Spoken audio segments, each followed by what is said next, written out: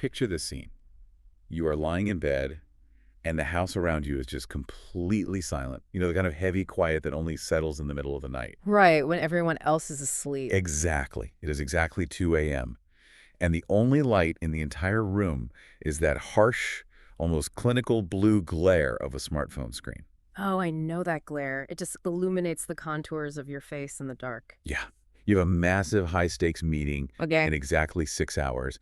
Your eyes are literally burning. I mean, it feels like someone rubbed fine grit sandpaper under your eyelids, but your thumb just keeps swiping. Up, up, just a never-ending waterfall of looping videos and text snippets. Right. Highly filtered images that your brain is going to discard the very second they scroll past the top edge of the glass. It's just endless. It really is. Or, maybe your scenario takes a slightly different shape. Maybe you're sitting at your desk in the middle of a chaotic Tuesday trying to draft an incredibly delicate email to a client, and you feel it. The cuticle thing. Yes.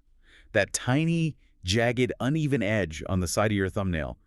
It is barely there, like a fraction of a millimeter. But your brain hyperfocuses on it. It magnifies it until it feels like a boulder. Exactly. And before you even consciously register what you're doing, your teeth are biting down to, fix it. You're trying to smooth out a microscopic imperfection. Which only ever ends up tearing the skin and leaving that dull, throbbing ache. Always. It never actually fixes it. It is an intensely isolating experience, isn't it? Because in that exact fraction of a second, part of your brain, the rational, forward-thinking part, is practically screaming at you to stop. Yeah, you shouldn't be doing it. Right. You need sleep to function tomorrow. Yeah. Biting that cuticle is going to sting every single time you wash your hands for the next 3 days. Oh, washing your hands after that is the worst. It's terrible, but the physical action feels entirely divorced from your logical mind. It is as if your body has been hijacked, like it's operating on a hidden frequency that your conscious self simply cannot tune into. Hijacked. That actually captures the feeling perfectly. And I mean, the absolute worst part isn't even the action itself. It is the morning after. Oh, the regret. The crushing regret. You wake up exhausted, your alarm is blaring like a siren, and you're just boiling over with frustration at yourself. So you walk into the kitchen, rubbing your temples. Right.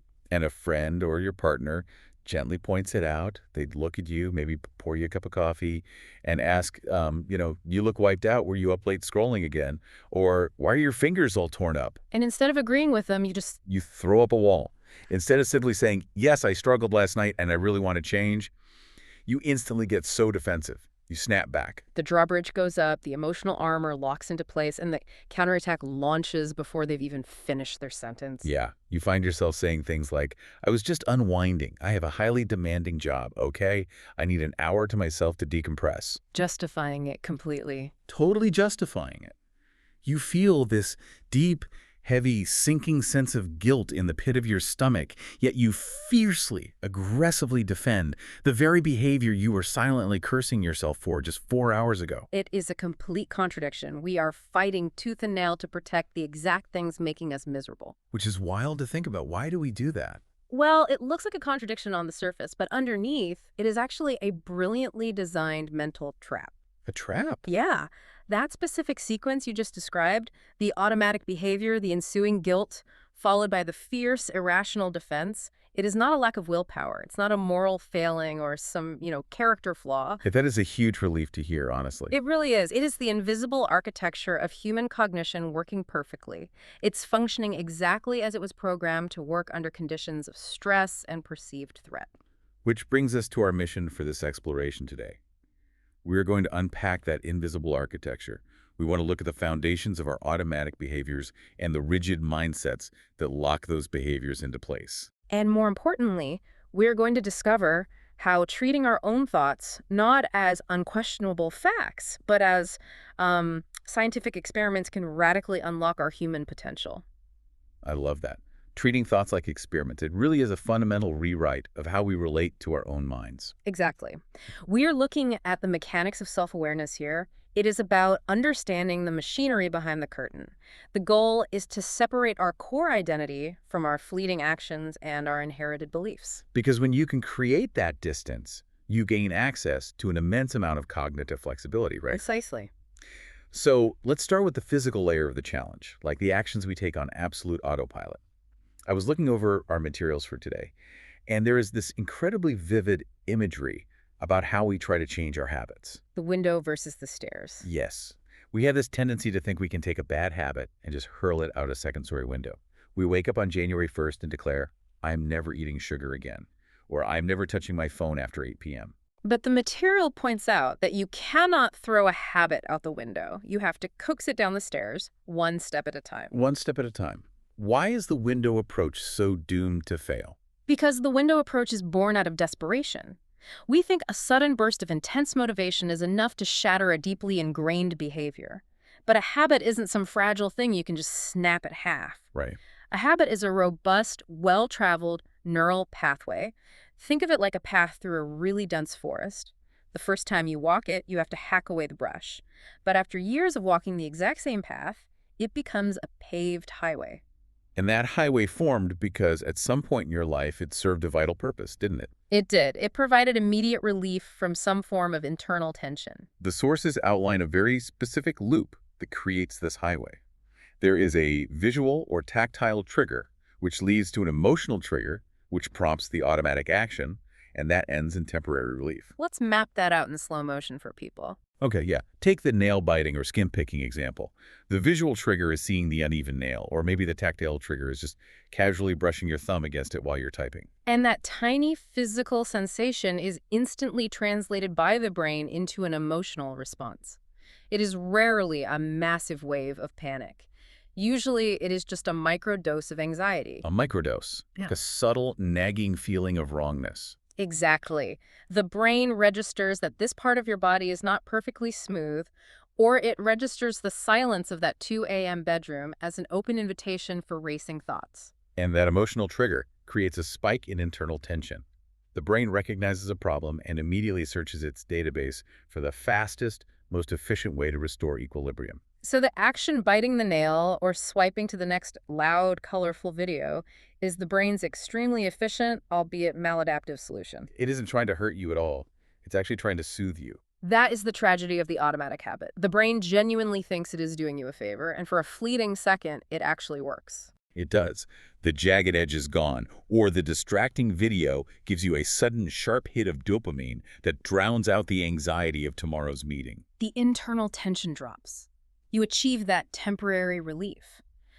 But because the solution doesn't address the root cause of the anxiety, the relief evaporates almost instantly. Oof, gone. And it is always, inevitably, followed by the crash. The crash, the guilt, that terrible sinking feeling of, oh no, I did it again. Right. This is where the material completely flipped my understanding of how behavioral change actually works. We have a culturally ingrained narrative that feeling guilty is the engine of moral correction, don't we? We really do. We tell ourselves, if I just feel terrible enough about scrolling until 2 a.m., the sheer crushing weight of this guilt will stop me from doing it tonight. Like we can shame ourselves into better behavior. But the research reveals the exact opposite. Guilt doesn't stop the loop. Guilt is actually the trapdoor that drops you right back into it. Wait, really? How does that work? It is a devastatingly effective biological trap. Let's look at the underlying physiology of guilt. What happens in your body when you feel intense guilt or shame? You feel sick. Your chest gets tight. Yes, your nervous system interprets it as a form of acute stress. It generates negative emotions, physical tension, and a profound sense of internal discomfort. Oh, wow. So if guilt causes acute stress, and my brain's absolute favorite, most well-practiced way to relieve stress is my bad habit. You see where this is going? By feeling guilty, I am literally generating the exact emotional trigger that forces me to do the habit again. You are manufacturing the very condition the habit requires to survive. By sitting there beating yourself up, radiating stress and self-loathing, you are signaling to your brain that you are in distress. And my brain responds by offering me my favorite coping mechanism. Exactly. You are essentially loading the weapon while simultaneously trying to dodge the bullet. That is wild. It makes me think of an analogy. Imagine there is a thin, invisible tripwire strung across a pitch-black room. Okay, I like that visual. You are just walking through your day, trying to get things done, and boom, you hit the tripwire. You are suddenly scrolling, you are biting your nails, you are snapping at a coworker. You hit the wire before you even consciously knew it was in front of you. Right. And our normal response to this is to sit on the floor in the dark and ruthlessly punish ourselves for tripping. We yell at ourselves for being clumsy. But how on earth can you stop hitting the tripwire if the room remains pitch black? You can't. You will just keep walking into it over and over because the velocity of our automatic thoughts is staggering. The brain processes these environmental and emotional triggers in milliseconds, Way below our conscious radar. far below the threshold of conscious awareness. To stop hitting that wire, you don't need a heavier dose of guilt, you need illumination.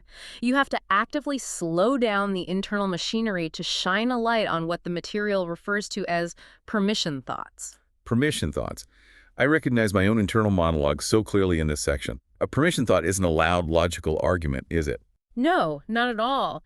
It is that tiny, whisper-quiet voice that gives you the green light to do the exact thing you swore you wouldn't do just hours prior. It is the fleeting internal negotiation that takes place in the microsecond, just before your resolve collapses. What does that voice sound like for you? Oh, it sounds like just one more minute of scrolling. I'll just check this one last app to make sure there are no late-night emergencies from the boss. Right, it rationalizes the action. Or, I just need to smooth this one tiny edge of my fingernail. I'm not going to bite the whole thing, just this one microscopic piece to make it even, and then I'm done. We are lying to ourselves. But in that specific moment, under the influence of that tension, we believe the lie completely. We really do. We believe it because the brain is desperate for that immediate tension relief. And the permission thought is the rationalization it needs to bypass your long-term goals. So how do we shine a light on them? Shining a light on these thoughts requires a dedicated practice of observation. You have to start logging them. When you feel that sudden urge, you must pause and ask, what is the exact sentence my brain is constructing right now to justify this action? Once you drag that permission thought into the light, you strip away its stealth. You start to see it not as a valid logical rationale, but simply as a symptom of your emotional trigger. Exactly. It loses its power over you. So if physical habits operate on this tightly wound high-speed loop to protect us from tension, what happens when our thoughts themselves become rigid habits? That is a fascinating transition. Because this brings us back to the defensiveness. This explains the morning after reaction. When your partner points out the late-night scrolling, you aren't rationally evaluating their feedback. Your brain is instantly deploying cognitive defense mechanisms to protect your ego. And our cognitive defense mechanisms are just as automated as our physical habits. Really, just as fast. Absolutely. When our actions, our routines, or our deeply held beliefs are challenged by someone else, we do not naturally pause, stroke our chins, and objectively weigh the merits of their argument. I certainly don't. Nobody does. Instead, the brain perceives a threat and unconsciously adopts one of three professional personas to deflect the incoming feedback. The sources provide a brilliant framework for understanding this intellectual rigidity. The three rigid characters in our heads. I really want to spend some time exploring these because learning to spot them in real time feels like half the battle. It is. The three characters are the preacher, the prosecutor, and the politician. Let's look at how they operate. Okay, let's examine the preacher first. When do we default to this mode? We default to the preacher when we feel that our sacred ideals, our core values, or our foundational habits are under attack. So if a coworker questions a convoluted process I've been using for years and I feel my ego bruised, I step up to the metaphorical pulpit. And you start delivering a sermon. Yes. I say something like, you simply don't understand the complexities I manage every day. This is the only way to ensure quality control. My method is actually incredibly efficient if you had the capacity to look at the macro-level picture. Notice what is happening there. You are not taking in a single word they are saying. No, I am just broadcasting my own righteousness. I am trying to convert them to my worldview. The preacher operates on the assumption that they already possess the absolute, unvarnished truth. Therefore, the sole purpose of the interaction is to proselytize. To defend the holy ground against the non-believer. Exactly. In the preacher's mindset, there is zero room for self-reflection. Entertaining the idea that they might be wrong is viewed not as a learning opportunity, but as a sign of profound moral weakness. That sounds exhausting to maintain. Okay, so what about the second character, the prosecutor? I have to say this one felt a little too familiar to me when I was going through the sources. The prosecutor emerges when we spot a perceived flaw in someone else's logic, behavior, or argument. So instead of trying to understand the context of their perspective, our entire cognitive apparatus shifts toward building a watertight case against them. Right. We want to cross-examine the witness, trap them in a verbal contradiction, and decisively win the argument to establish intellectual dominance. Oh, I have absolutely done this. If someone criticizes my bad habit, Let's stick with the late-night phone usage. Sure. If my partner says, "You're always on your phone at night," the prosecutor in my head instantly deflects the spotlight by finding a flaw in their behavior. What do you say to them? I'll say, "Oh, you're giving me a hard time about looking at my phone. What about the 3 hours of reality TV you binge-watched yesterday afternoon? At least I am reading news articles and staying informed." You are prosecuting their actions to completely invalidate their critique of yours. Exactly. I'm trying to win a court case rather than improve my own sleep hygiene. In prosecutor mode, the interaction is a strict zero-sum game. Allowing the other person to make a valid point feels like a catastrophic admission of defeat. Because if they are right, it means I am wrong. And the ego cannot tolerate being wrong. So the prosecutor will systematically tear down the other person's credibility to protect their own fragile self-image. It is an aggressive, outward-facing shield. Okay, that makes so much sense. And then there's the third character, which operates totally differently. It's much quieter, but maybe more insidious. The politician. The politician is fundamentally driven by the desire for social approval and the avoidance of conflict. So it's not about fighting. Not at all. When we slip into this mode, we are essentially running a campaign for validation. We shift our stances, we nod enthusiastically, we mirror the other person's opinions, and we say whatever we think the audience wants to hear. Just to appease the crowd and smooth over any friction. Precisely. So in the context of our morning after confrontation about the scrolling, the politician takes over and says, "You know what, honey? You were totally right. I am so sorry. I am going to delete all the social media apps from my phone right now." I am turning the phone off at 8 p.m. every night from here on out. Yes. Thank you so much for pointing it out. You're the best. It sounds incredibly agreeable, but is completely empty. It is just a flashy campaign promise to get your partner off your back. With absolutely no underlying structural plan to actually change the behavior when 2 a.m. rolls around again. The profound danger of all three of these modes, the preacher, the prosecutor, and the politician, is that they completely destroy our capacity to rethink our habits and our beliefs. Because they block out all new information. Yes. When you are preaching, your volume is so loud you are blind to your own knowledge gaps. When you are prosecuting, you are so fiercely obsessed with proving the other person wrong that you miss the golden opportunity to learn where you might be failing. And when you are politicking, you are sacrificing your genuine internal growth for the sake of cheap external harmony. Exactly. They are highly effective defensive shields, but they keep you stuck. I want to look at the biological reality of this because the physiological response when these characters take over is wild. It really is. Think about a completely low-stakes scenario. You are sitting around a table at a dinner party with good friends. You are having a relaxed time, maybe sipping some wine, and you casually state a minor fact. Okay. You say, "Oh yeah, I love that movie. It came out in 2012. And someone across the table, someone you like, casually replies, "Actually, it came out in 2015. I just read an interview with the director." And what happens next? In that exact split second, before you even open your mouth to respond, your body reacts. Your heart rate spikes. You might feel a flush of heat in your cheeks. You get a sudden surge of adrenaline. It's intense. Why on earth does the human body react to a minor factual correction about a movie release date as if a literal tiger just crashed through the dining room window? It is one of the most fascinating quirks of human neurobiology. It happens because over time, we allow our opinions, our casual assumptions, and our supposed knowledge to become inextricably fused with our core identity. We think we are our opinions. Yes. So when our beliefs are unconsciously categorized as an extension of who we are, a factual correction is not processed by the brain as new, helpful information. It's processed as a threat.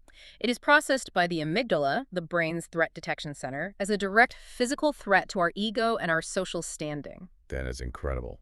The primitive parts of our brain cannot distinguish between a threat to our physical survival in the wild and a threat to our psychological identity at a dinner party. It initiates the exact same fight-or-flight cascade. And that biological cascade is what summons the characters. If your brain chooses the fight response, you instantly become the prosecutor. Are you sure about that? Because I am remarkably certain I saw it in the theater in 2012. Maybe you're confusing it with the sequel. You fight the data. Exactly. And if your brain chooses the flight or fawn response, you become the politician. Oh, goodness, my mistake. You always know these trivia facts so much better than I do. Yeah. You retreat and appease. These three rigid characters exist because they make us feel secure in the moment. They give us a sense of armor against the anxiety of not knowing. Proceed. But as the sources so brilliantly outline, the confidence they provide is incredibly fragile and highly dangerous. Because it leads us directly to the summit of what the researchers playfully but accurately call Mount Stupid. Mount Stupid. I have to admit I winced a bit when I read this section, mostly because I can vividly recall pitching a tent on the summit of Mount Stupid a few times in my own life. I think we all have. Let's paint a picture of this for the listener. Wait. What is Mount Stupid, and why is it so hazardous to our growth? Mount Stupid is a visual metaphor used to describe a well-documented cognitive bias regarding how humans perceive their own competence. Okay, walk us through it. When we are absolute beginners, when we know zero about a subject, we usually have the grace to admit we know nothing. We are standing at the base of the mountain, looking up at the sheer cliff face of everything we have to learn. We have some humility down there. But the danger arises the moment we start climbing. As soon as we gain a tiny fractional bit of knowledge, maybe we watch a single 1-hour documentary, read one polarizing article, or dabble in a new hobby for 3 weeks, our confidence doesn't rise proportionally. It absolutely skyrockets. It shoots straight up like a rocket launch. Our internal confidence vastly, comically outpaces our actual objective competence. We lose every ounce of the humility we had at the base. We ascend directly to the peak of Mount Stupid. Exactly. And from that vantage point, we have just enough superficial information to feel like seasoned experts, but we completely lack the deep, nuanced, experiential understanding required to realize how vast the ocean of our ignorance truly is. Put simply, we don't know enough to realize what we don't know. That is it, exactly. This perfectly explains the phenomenon of the armchair quarterback. You know, the guy sitting on his couch, eating a bowl of chips, screaming at the television, absolutely convinced with every fiber of his being that he knows exactly which complex defensive scheme the professional head coach should have called. Or the person who reads one single blog post about a trendy diet and suddenly transforms into a dietary evangelist. Right. Policing their friends' grocery carts and acting like a leading biochemist. And being perched on that peak is the single greatest detriment to lifelong personal growth. Because when you are sitting on the summit of Mount Stupid, all learning ceases. If you genuinely believe you already possess the answers, you cannot absorb new information. Arrogance acts as a thick rubber shield. Life experiences, corrective feedback, nuanced data, alternative perspectives, it all just bounces right off of you. You remain frozen in your initial flawed assumptions. So how do we climb down? How do we get off the mountain? Because nobody actually wants to be the loud, ignorant person at the party. The material introduces a conceptual antidote to this, and it is called confident humility. Confident humility. I want to linger on this because, at first glance, it sounds like an oxymoron.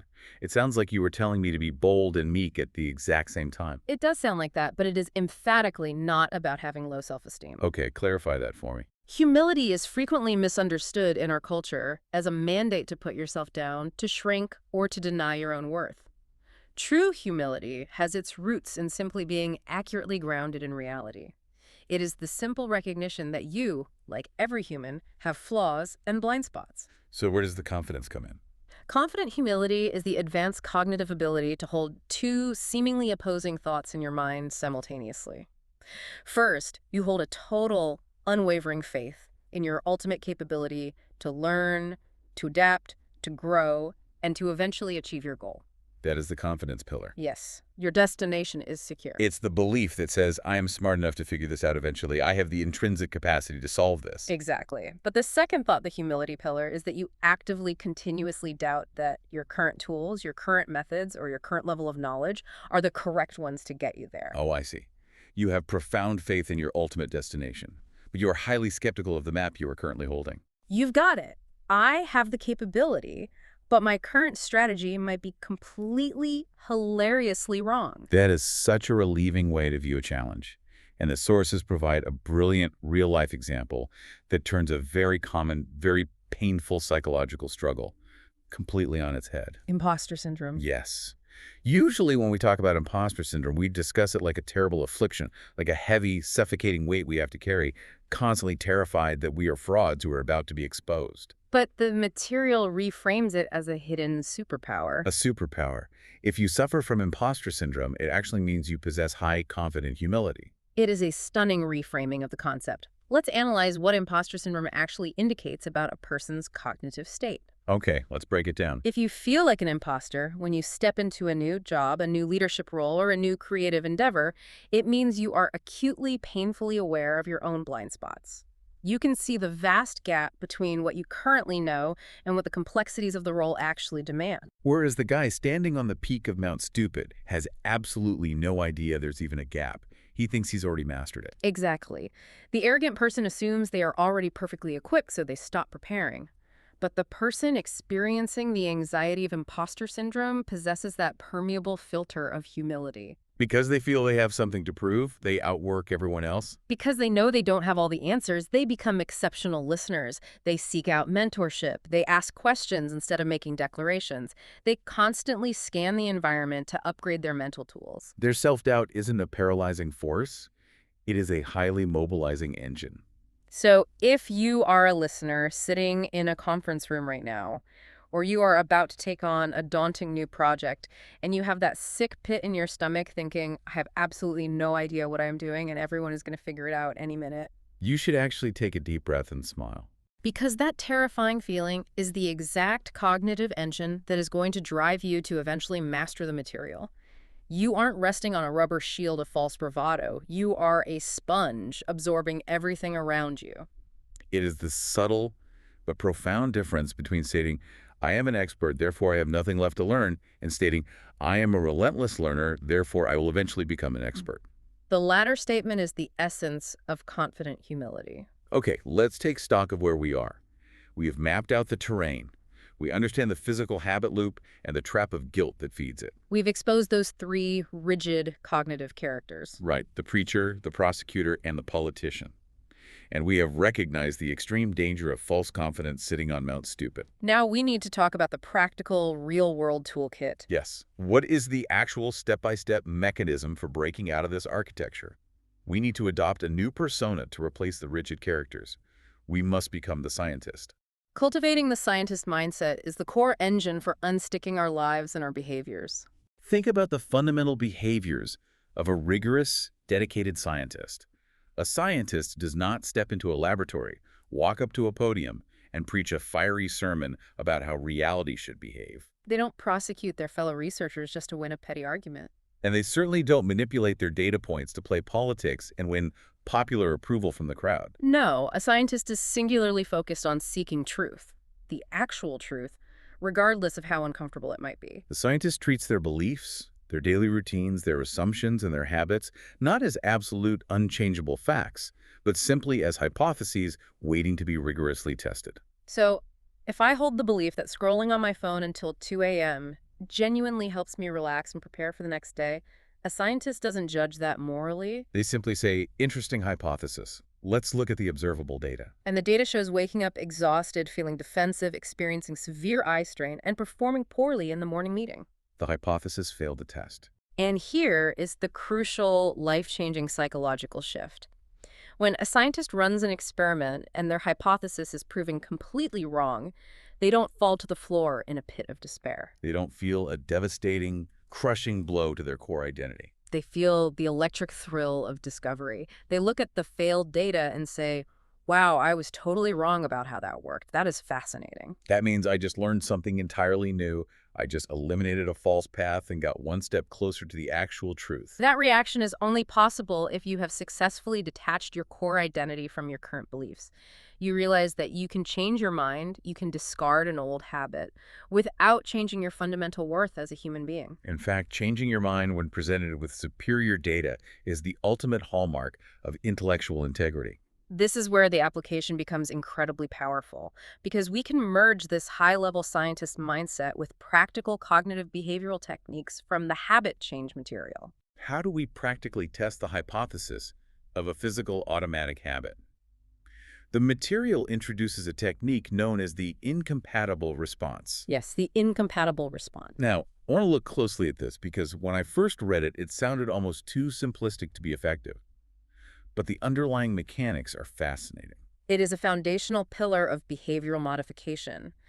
Let's return to the physical habits we discussed at the beginning. nail biting, skin picking, or the compulsive urge to grab your phone the second there is a lull in conversation. Right. These are automatic, deeply ingrained motor responses tied to an emotional trigger. As we established, you cannot simply try to think your way out of doing them because the motor behavior initiates faster than your conscious, rational thought can intervene. It's the tripwire in the dark.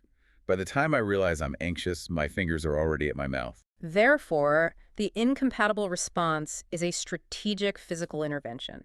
It is a pre-planned strategy where the microsecond you feel the urge, you physically perform a completely different motor action that makes the execution of the unwanted habit mechanically and anatomically impossible. I need a highly concrete example here. If I am sitting at my desk, the anxiety trigger hits, and my hand starts moving upward toward my mouth to bite a cuticle. Yeah. What is the exact incompatible response? You might immediately and forcefully clench both of your hands into tight fists. Or you might grasp your knees firmly or press both of your hands flat and hard against the surface of the desk. And I just hold that. You intentionally hold that incompatible, rigid physical posture for at least 1 full minute, or until you feel the acute emotional urge crest like a wave and begin to naturally subside. Okay, but let me play devil's advocate here for a second. Let's be realistic about the environments we operate in. Okay, fair enough. If I am sitting in the middle of a high-stakes board meeting, and my boss is looking right at me, and my anxiety spikes, I can't just suddenly grip my knees with a white knuckle hold and stare intensely at the wall for a full 60 seconds. People will think you are having a breakdown. Exactly. How do we adapt this concept for the real world? It is a fair point, and adaptability is key. The incompatible response does not need to be highly visible. It just needs to be mechanically exclusionary. So what would I do in a board meeting? If you are in a board meeting, your incompatible response might be crossing your arms tightly and gripping your own biceps under your jacket.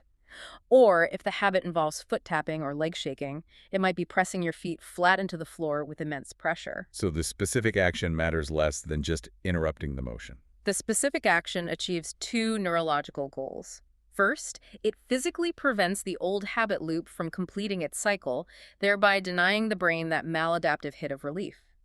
Over time, starving the habit of its reward weakens the old neural highway. But what's the second goal? Second, and more importantly, it serves as a massive physical interruption. It jolts the system. It forces your conscious brain to wake up and take the wheel.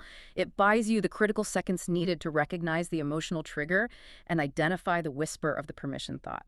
So I press my hands flat onto the desk, and suddenly I have created a gap, a pause in the automatic programming. Yes. And in that vital pause, I can mentally put on my white lab coat and step fully into the scientist mode. I can observe my own internal state from a distance. What do you say to yourself in that moment? I can say, look at that, my heart rate just spiked, my anxiety is flaring, and my old hypothesis was that tearing at my cuticle would fix it, but I am running a new experiment now. There is such profound, immense relief in this approach. You realize you don't have to be perfect. You don't have to whip yourself with guilt every time the urge arises. You just have to be curious about the urge. Curiosity is the ultimate solvent for rigid, calcified habits. And there is another incredibly powerful mental technique the materials suggest to run in tandem with this physical interruption. It involves the intentional mental separation of your present self from your past self. Yes, the concept that the person who originally constructed the habit is not the same person who is currently trying to dismantle it. Precisely. You allow yourself to say, with a deep well of self-compassion, the version of me yesterday, or the version of me 10 years ago, developed that specific coping mechanism because they were under immense stress. And it was genuinely the best tool they had available to survive at the time. Right. It served a protective purpose for that version of you. You don't need to hate that past version.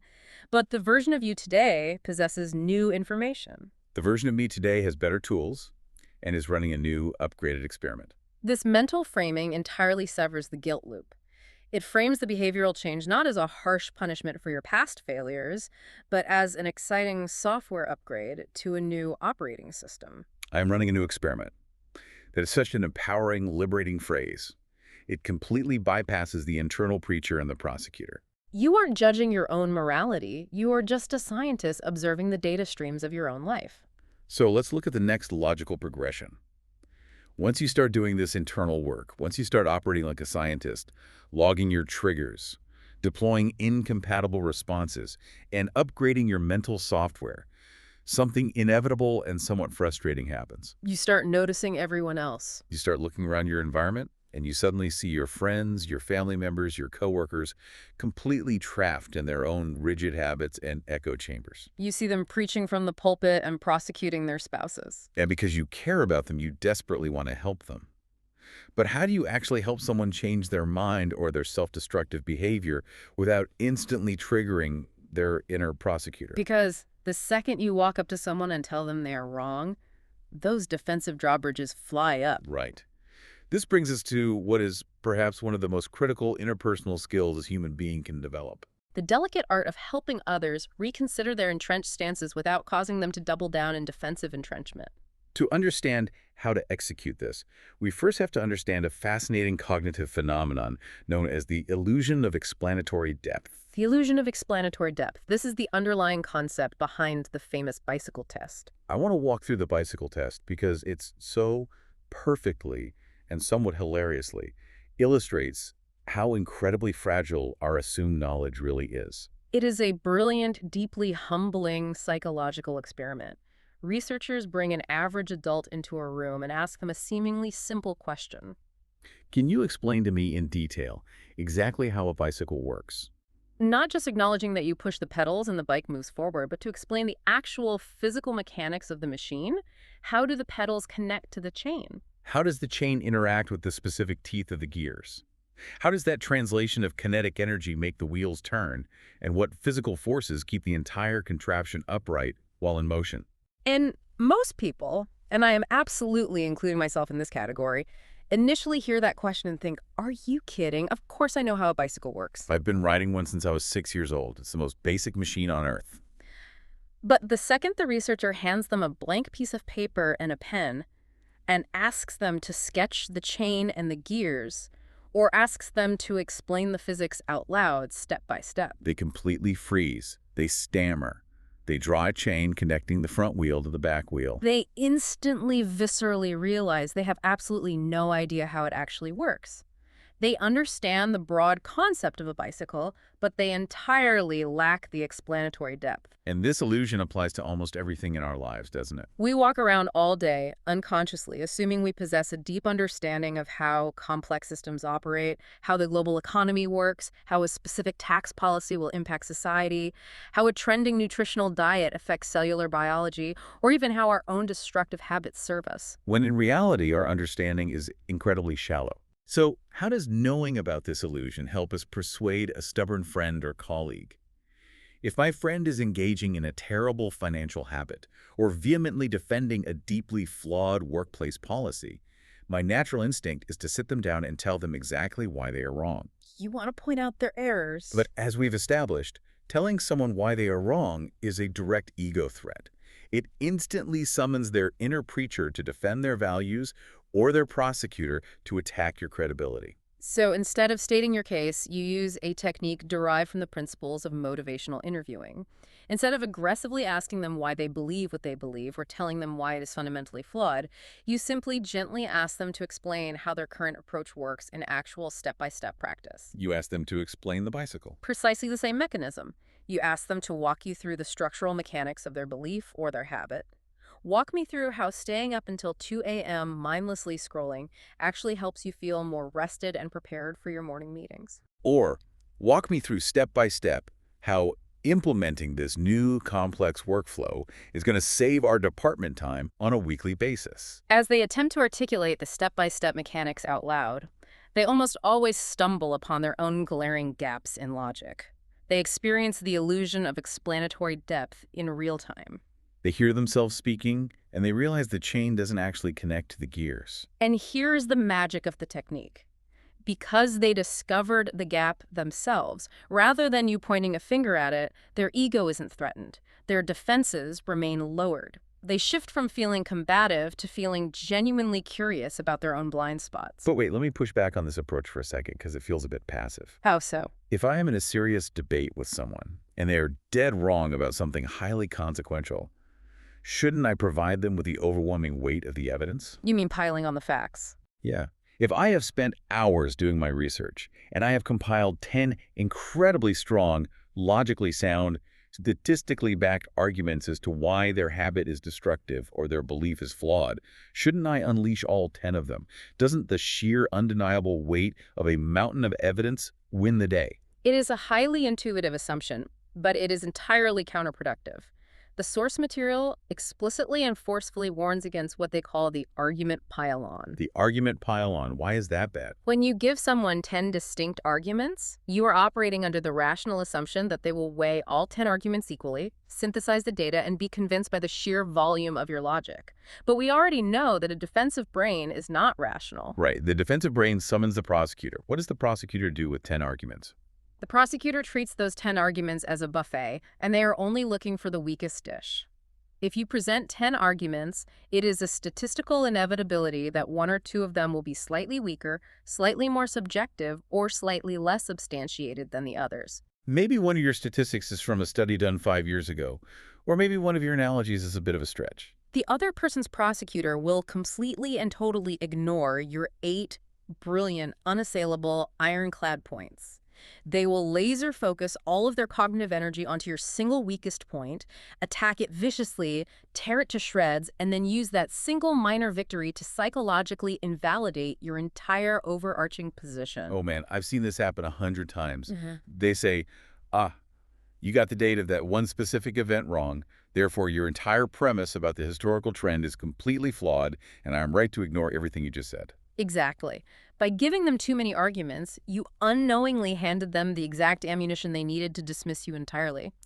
Therefore, the strategy for true, effective persuasion is the exact opposite of the pile-on. You must rigorously curate your points. Present only your strongest 1 or 2 pieces of evidence. Do not water down your unassailable points by surrounding them with weaker supplementary arguments. Less is more. Give them only the diamond hard points that cannot be fractured. Yes, and crucially, to prevent the prosecutor from even appearing, you must actively, explicitly acknowledge the areas where they are right. You must find and validate common ground. If their logic holds up in a specific area, concede that point openly and honestly. Why is conceding points so powerful? Doesn't that make my position look weak? Doesn't it look like I am retreating? Not at all. It makes you look like a confident scientist rather than an insecure preacher. It sends a powerful subconscious signal to the other person's amygdala that you are not trying to dominate them, humiliate them, or win a zero-sum debate. It signals that you are engaging in a mutual, collaborative search for truth.